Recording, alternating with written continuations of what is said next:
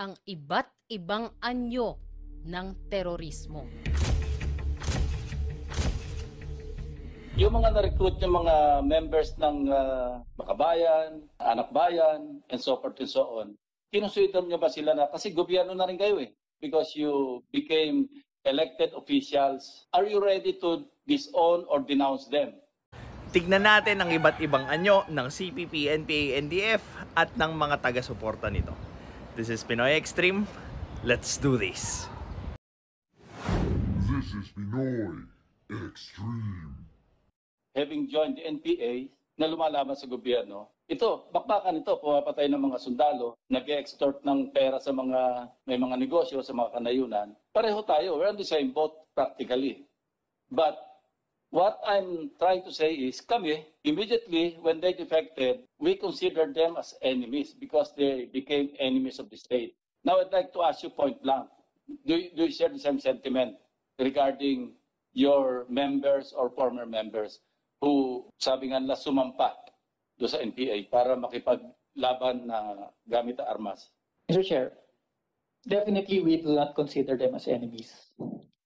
Do not consider them as enemies. They are patay sila ng mga taong gobyerno, ng mga mayors, they are engaged in rebellion, Mr. Chair. They are conducting or committing an illegal act. But we do not judge them to be enemies. Ang tingin namin, ginawa nila yon because hindi sila nasasapatan. I'm sorry to say this, but I cannot reconcile. Huwag natin silang ire-red tag. If you're not going to hate those atrocities that they are performing to their fellow Filipinos, I do not see why you need to brand them as something na may pinaglalaban. Kasi doon pa lang sa part na sinusunog nila lahat ng hindi sang-ayon doon sa paniniwala nila, kahit na nananahimik lang sila doon at namumuhay ng mapayapa sa lugar nila. That's already terrorism. And then you are going to brand them as comrades. So, doon pa lang, red flag na yun eh. Bakit hindi mo makita yung terorismo na ginagawa at pinapalaganap nung grupong CPP, NPA, NDF, at you are also going too far para protektahan yung grupo na yun. Pero wag nyo silang i-red tag. Kasi nga, mapanganib daw ang red tagging. Paanong hindi manganganib yung buhay nila, sumasali sila sa isang teroristang grupo which are committing terroristic acts. So, doon pa lang, if you commit those heinous acts, tutugisin ka ng gobyerno ng Pilipinas. And possible encounters doon sa bundok, doon sa kanayunan, so on and so forth. Kasi nga, you are doing something wrong and labag sa batas. So, isa sa mga gusto nilang mangyari, wag nyo silang i-label sa kung ano man talaga sila. There are three processes by which the Philippine Revolution is to be advanced.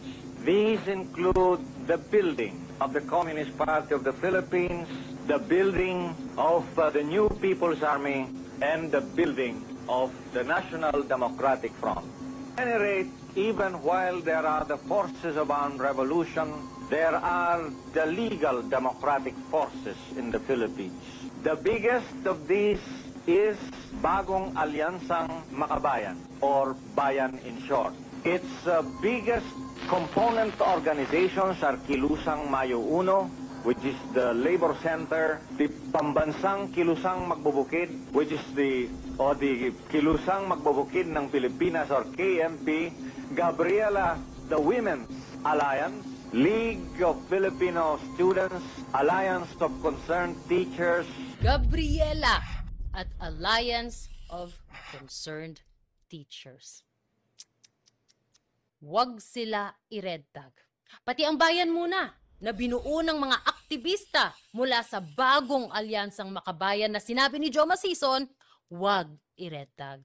Ang anak pawis na electoral wing ng Kilusang Mayo Uno at ng Kilusang Mambubukid ng Pilipinas na pinangalanan din ni Joma Sison, huwag i-red tag. Ang Kabataan Party List na binuo ng mga aktivista mula sa League of Filipino Students at Anak Bayan na galing din sa League of Filipino Students na pinangalanan ni Joma Sison, wag i-red tag. And right now, doon sa common issues pa lang, they are always present. They are always representing themselves as the voice of the masa or mamamayan. And they are just agitating. Wala na nga silang magandang argumento. They are just literally imposing, demanding, being entitled doon sa gusto nilang mangyari kahit na they are most of the part unreasonable. They cause traffic, they cause disturbance, they cause misinformation. Tapos ayaw nilang magalit yung mga tao sa kanila at ayaw matransfer ng grupo nila yung galit ng mga tao from the NPA papunta sa kanila by criminalizing red tagging. Ang henyo nung technique na yon. Kasi by doing that, they can hide doon sa feigned innocence ng pagkakasuporta nila doon sa terroristic groups na yon. Witness yung retagging. Pilit na ikinakaila ang koneksyon nila. So sa pamagitan ng legal na organisasyon, nakapagkukubli sila. Hindi basta mahuli. Pero ang mga tinaman yan, milyon-milyon, taon-taon kumukuha sa gobyerno yan. Yan na sinasabi nila sa pamagitan ng paglahok mo sa electoral struggle, nagiging lehitimo yung mga organisasyon. Ang NDF ay mahalagang ingredient to destabilize the government. Si Joma Sison mismo ang naglink sa mga grupo sa ilalim ng National Democratic Front sa CPP-NPA. Hindi yan nagsimula sa NTF-ELCAC. Hindi yan nagsimula kay Duterte. At hindi lang limited sa mga grupo na yan ang infiltration ng CPP-NPA. A CIA report from August 1986 mentioned yung iba't ibang grupo na either napasok ng CPP-NPA o parte ng network nito. These groups have mutated, they've evolved and expanded, but they are composed of the same people.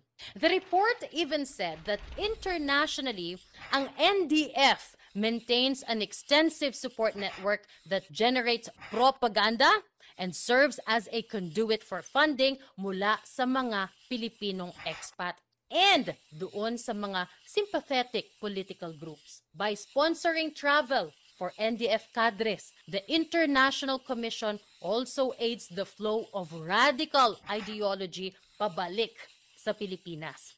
The CPP, International Solidarity Work, and the International League of People's Struggle come to mind.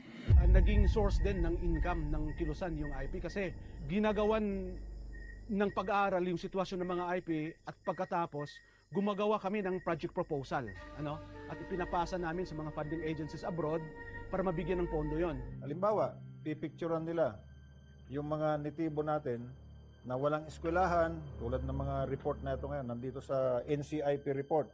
Halimbawa, doon sa Mindanao, ibibigay nila yung litratong, kunyari, nag-aaral sa ilalim ng mangga, o walang clinic, o walang tubig na inumin, yun ang ipapakita nila sa Europe o sa Amerika.